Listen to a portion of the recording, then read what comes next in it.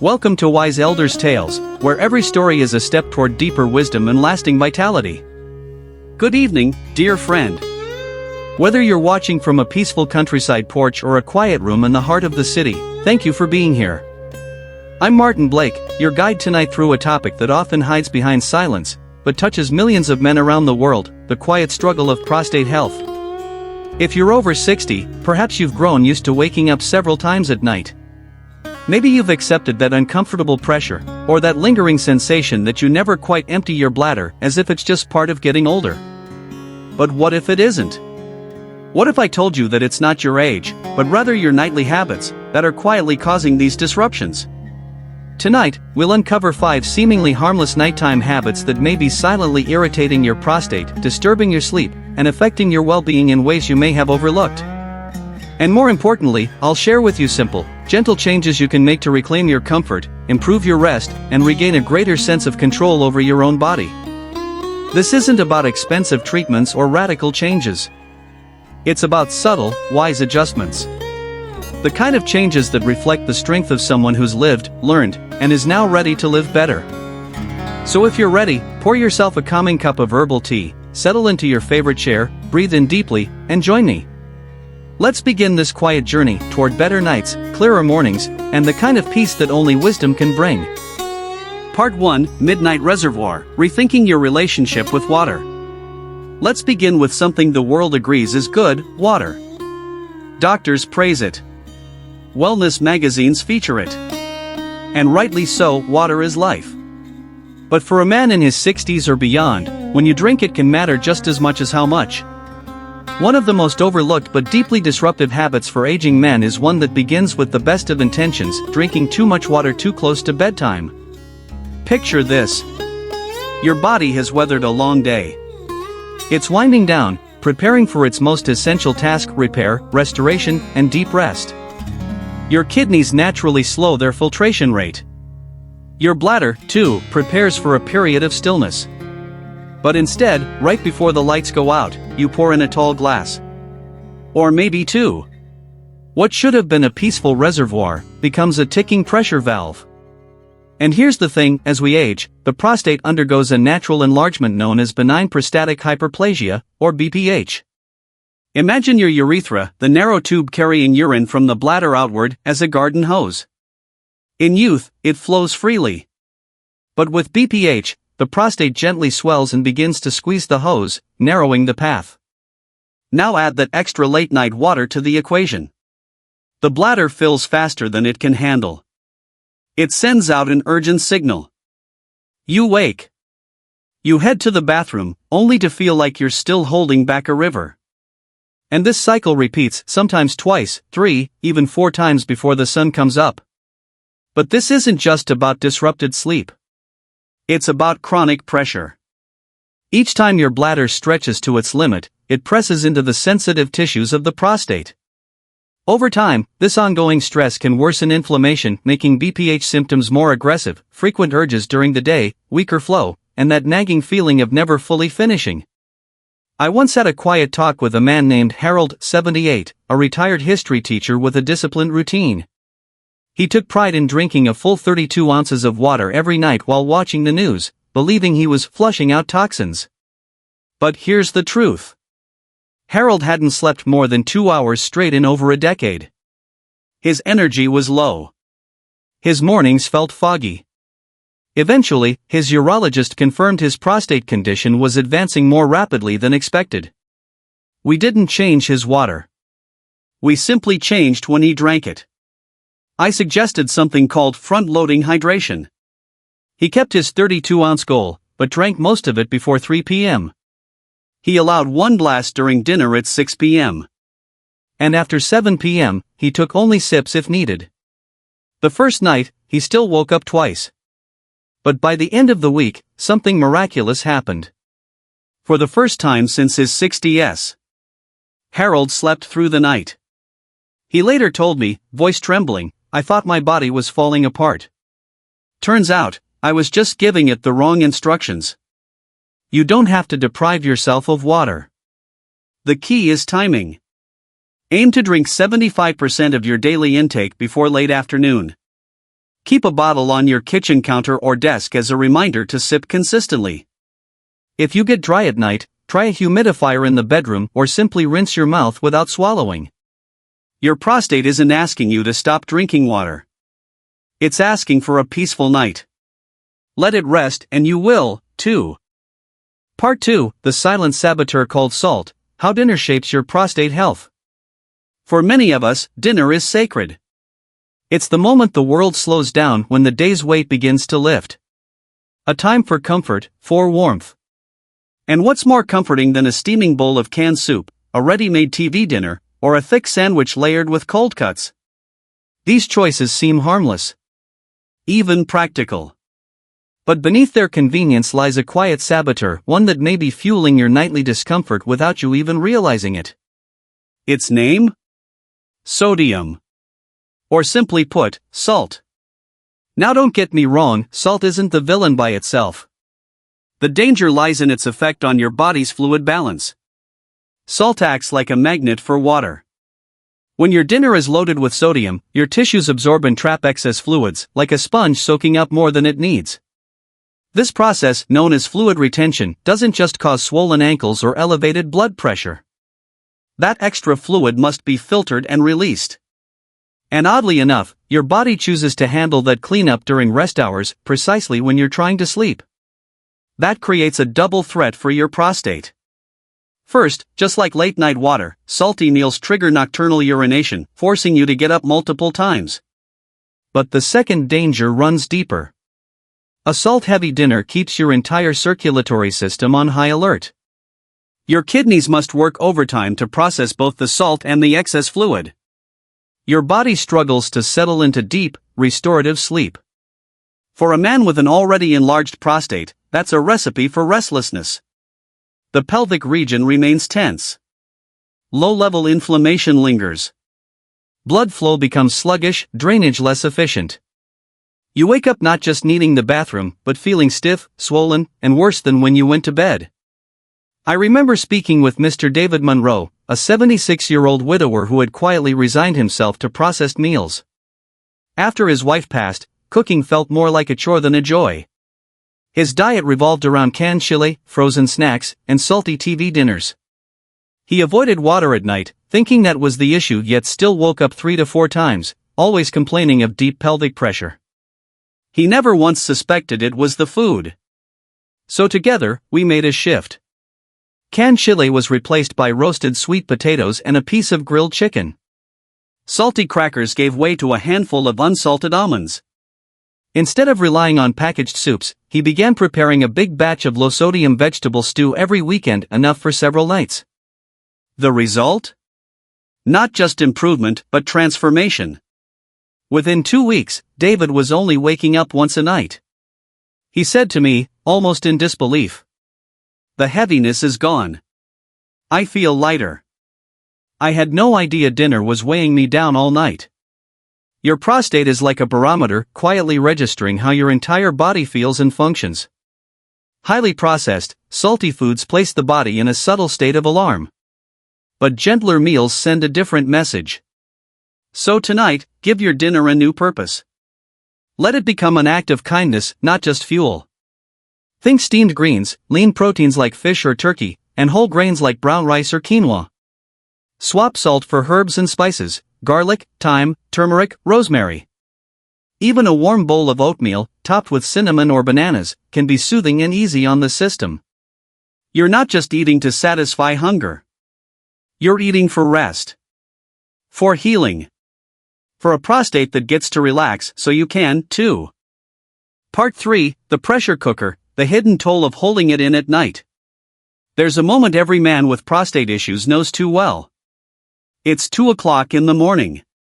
You're warm, cocooned under the covers, and then it hits, that familiar dull ache. A nudge from your bladder. And then, the internal debate begins. It's not that urgent. Maybe if I shift positions, I can fall back asleep. I really don't want to leave this warm bed. But that one small decision, the decision to hold it in, can quietly turn your bladder and prostate into a real-life pressure cooker. One that slowly builds strain, and quietly accumulates damage over time.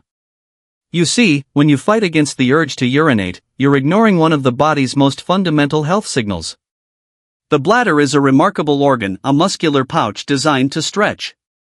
But not endlessly. When you hold urine too long, the bladder walls stretch beyond their comfort zone. Do this night after night, year after year, and that stretching takes a toll. The detrusor muscle, the one responsible for contracting the bladder, begins to lose its tone. Just like a balloon that's been overinflated too many times, it becomes sluggish, oversensitive, and weak. And that's where it begins to burden the prostate. An overfilled bladder doesn't just sit quietly. It pushes. It presses. And for a man with an already enlarged prostate, that pressure becomes direct and damaging. Prolonged mechanical pressure leads to inflammation. And when you finally do make it to the bathroom in the morning, it's harder to empty completely. What remains behind, called residual urine, becomes a breeding ground for bacteria. In the warm environment of the bladder, stagnant urine turns into an invitation for infection. This raises your risk of urinary tract infections, painful, disruptive, and especially dangerous in older men, while also worsening BPH symptoms like frequency and urgency. In short, by avoiding the bathroom, you're creating the very problem you were hoping to avoid. Let me share the story of Arthur Briggs, an 81-year-old former Marine, proud, stoic, and as disciplined as they come. Arthur once told me that getting up at night to urinate felt like a sign of weakness. He'd repeat to himself, "Mind over body. Real strength is pushing through discomfort." But over time, he developed recurring UTIs, persistent bloating, and constant morning struggles with weak stream and that dreaded not done yet sensation. We had a conversation one afternoon, and I offered a different lens. I told him, listening to your body isn't surrender, it's strategy. It's no different than cleaning your rifle, you do it not because you're weak, but because you're wise. Arthur decided to make a pact with himself. The moment he felt the need even slightly, he'd get up and go. Within a month, he was sleeping better. His morning flow had improved, that heavy sensation was gone, and his doctor confirmed the UTIs had stopped. I'll never forget the look in his eyes when he told me. My body was speaking clearly. I just had to start listening. So here's the takeaway. Make it easy to succeed. Keep a robe and slippers beside the bed. Ensure the path to the bathroom is clear and softly lit, a warm nightlight is all it takes. And most importantly, when the urge arises, don't debate it. Answer it. By doing so, you're not just relieving your bladder. You're releasing pressure. You're reducing inflammation. And you're giving your prostate the quiet, calm environment it needs to heal. This one small act, honoring your body's request, is an act of strength. And over time, it brings comfort that no warm blanket could ever match. Part 4, The Gravity Trap, How Sleep Position Silently Pressures Your Prostate. We've talked about what you put into your body. Now, let's talk about how you position your body for the 8 hours you spend in bed each night. Among all the hidden habits that affect the prostate, this one might surprise you the most. If you're someone who sleeps on your stomach, you may be unknowingly falling into the gravity trap, applying steady, silent pressure on your pelvic region throughout the night, worsening prostate symptoms over time. Sounds odd, doesn't it? How could my sleep position affect an internal gland? Let's break it down with something simple, physics. When you lie face down, the full weight of your chest, abdomen, and internal organs presses downward, straight into your lower belly. And sitting just beneath that area? Your bladder and your prostate. You may not feel anything right away. Especially if you've slept this way for decades. But night after night, thousands of hours per year, this subtle downward pressure adds up. It restricts healthy blood flow to the pelvic floor, blood flow that's essential for reducing inflammation and delivering oxygen and nutrients. It also hampers lymphatic drainage in the lower urinary tract, allowing inflammatory compounds to linger. And here's the kicker, the prostate is extremely sensitive to congestion and stagnation. Even a modest but prolonged external force can trigger swelling, discomfort, and a weaker urinary stream. It's like leaning your chin on your palm. Harmless at first. But do it for 8 hours straight and you'll wake up with a stiff jaw and a sore neck. The same thing happens to your pelvic region when sleeping face down. I once worked with Mr. Tom Wallace, a 74-year-old retired mechanic. He came to me frustrated, chronic discomfort in his lower abdomen, especially in the mornings. Multiple tests ruled out digestive causes. He was losing hope. But in our conversation, one thing stood out. He had always been a lifelong stomach sleeper. Sometimes even curled with one knee drawn up, a posture that worsens pelvic compression. I suggested he try side sleeping. It wasn't easy. Changing a 70-year habit never is. But Tom came up with a genius solution. He called it his pillow fortress. He placed a firm pillow between his knees to align hips and spine. Hugged another pillow to support his chest and shoulders, preventing collapse. And wedged a third pillow behind his back to stop him from rolling over in the night. A few weeks later, he called, voice buzzing with surprise. The pain is gone. I wake up feeling lighter. Like I've been carrying a weight for years, and finally set it down. Changing your sleep position takes patience. But sleeping on your side, especially your left side, is often recommended. It supports circulation, reduces pressure on organs, and allows freer movement of fluids through the body. If you prefer sleeping on your back, try placing a small pillow under your knees. This gently flattens the lower back and reduces downward pressure on the bladder. It may seem like a small shift. But remember this. You spend a third of your life in bed. By simply adjusting how you sleep, you can transform that time from passive pressure into proactive healing. Part 5, the final visit, why one last trip to the bathroom could save your night. The lights are off. The bed is warm. Your head just settled into the pillow, and a gentle pressure whispers from within. Maybe I should go, but it's probably nothing. I'll wait till morning. That quiet decision to skip the final trip to the bathroom may seem harmless. But for an older man, it can set the stage for a night of disruption, discomfort, and silent inflammation. Going to sleep with even a partially full bladder means that urine will sit there for hours, applying steady, low-grade pressure not only on the bladder wall, but also on the already sensitive prostate beneath it. But it's more than just mechanical stress. It's a message.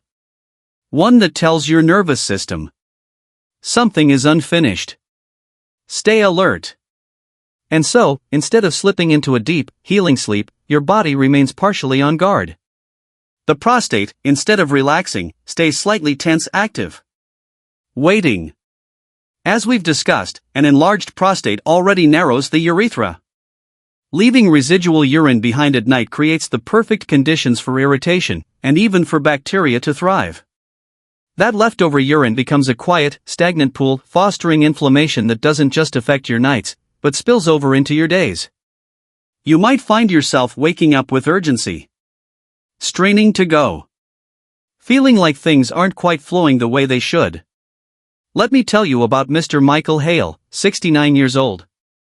He told me, quite plainly. I just never felt the need at bedtime, so I skipped it. Habit, really. But over time, his nights grew more broken.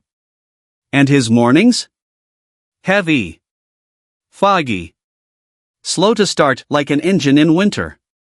The solution we found was surprisingly simple. Michael began treating his final bathroom visit as sacred, just like brushing his teeth or setting the alarm. We also added something called double voiding. Here's how it works. First, he'd urinate as usual. Then, he'd pause, take 3 deep, slow breaths to relax. Gently lean forward, and attempt to release any leftover urine. To his surprise, most nights, there was more. A trickle. Sometimes a small second stream. But that little extra made a big difference. In just a couple of weeks, his nights became quieter. And in the mornings, he no longer felt bloated or pressured in his lower abdomen. Because urination isn't just about relieving urgency, it's about resetting the system. Emptying the bladder completely before bed gives your body the signal. The job is done. You're free to rest now. Think of it as a part of your nightly ritual. Wash your face. Brush your teeth.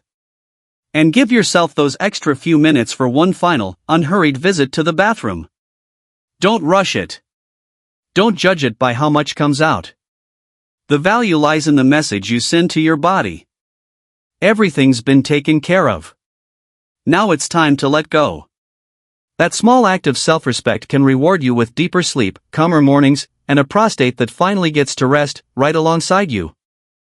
Somewhere along the way, many of us were quietly taught to believe that prostate troubles are simply the price of growing older. So we make peace with the nightly interruptions. We tolerate the pressure. We accept the slow loss of control, believing it's all just part of the bargain that comes with age.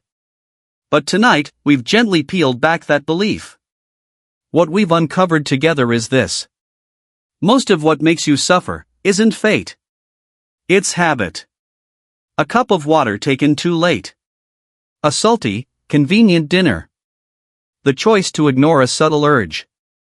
A sleep position that compresses more than it comforts. And the final trip to the bathroom forgotten. Individually, they seem harmless. But together, they act like quiet rivers, converging into one overwhelming current of pressure and inflammation. Turning your nights into a battle, and your mornings into recovery missions. So here's what I want you to remember. Your body wants to heal. It holds within it an extraordinary power to recover. It doesn't need magic pills or radical overhauls. What it needs is for you to stop doing the things that quietly hurt it. It needs awareness. It needs partnership. It needs your willingness to listen and your courage to respond. You are not a passenger. You're in the driver's seat. And with just a few gentle adjustments starting tonight, you can reclaim your rest, restore your rhythm, and rediscover what it feels like to wake up feeling whole again. So let me ask you, which part of tonight's journey spoke to you most? What's the one change you'll try first, before your head hits the pillow tonight? Share your thoughts in the comments below. Your words might become the light that guides another man quietly struggling in the dark. And if this conversation helped you, if it gave you insight, relief, or hope, please tap the like button, and more importantly, subscribe to Wise Elders' Tales, and turn on notifications so you never miss what comes next. And if there's a friend, a brother, a father or husband in your life who might be walking this same road, share this video with them. You just might be giving them the gift of a better night's sleep. Thank you for spending this evening with us. Until we meet again. Live wisely. Live well. And sleep in peace.